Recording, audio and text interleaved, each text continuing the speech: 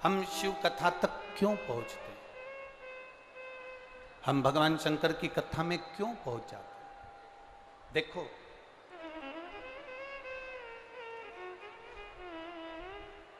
दान करने के लिए,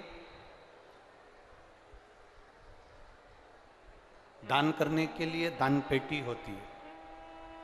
बोलो सही है कि गलत है? अरे बोलो, जम के बोलो जरा, सही है ना?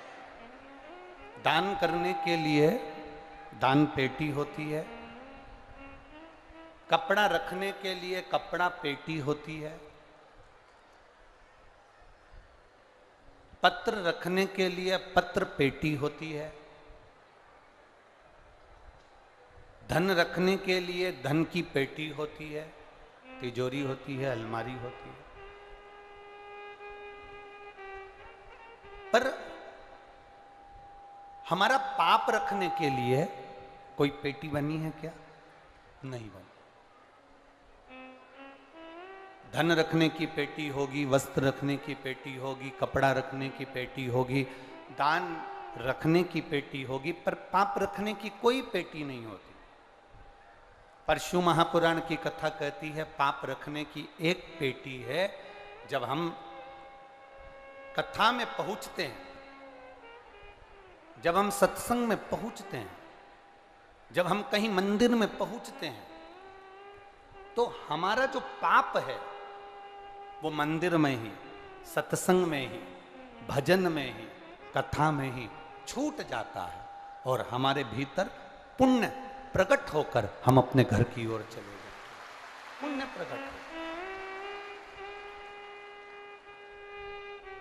आप जहां बैठे हुए हो, आप आए हो भगवान की भक्ति को धारण करने के लिए, आप आए हो भगवान का भजन करने के लिए, यहां से क्या लेकर जा रहे हैं? कोई आपसे कहे कि कहां गई थी, तो आप कह सकते हो कि जी जैसे अपने छिंदवाड़ा में रोड के किनारे किनारे बहुत सारे ब्यूटी पार्लर बने हुए हैं, उस ब्यूटी पार्लर में, छिंदवाड़ा के कई कॉलोनियों में, कई रोड पर ब्यूटी पार्लर बने हुए हैं, उन ब्यूटी पार्लर में ऊपर का श्रृंगार होता है जिससे उस श्रृंगार को देखकर उसका पति रीझ जाता है। तो हम किसी को यह भी कह सकते हैं, कोई पूछे तुमसे कहां गई थी, तो तुम ये भले भूल जाना कि मैं कथा में गई थी, पर इतना जरूर कह देना कि मैं ब्यूटी पार्लर गई थी। मैं ब्यूटी पार्लर गई थी। उस ब्यूटी पार्लर में ऊपर का श्रृंगार होता है जिससे पति रीझ जाता है, और इस ब्यूटी पार्लर में आत्मा का श्रृंगार होता है, बाबा रीझ जाता है, परमात्मा रीझ जाता है। ये आत्मा को शुद्ध करने का एक पार्लर है। ये आत्मा की शुद्धता के लिए एक पार्लर है। ये आत्मा की सुंदरता के लिए एक पार्लर है।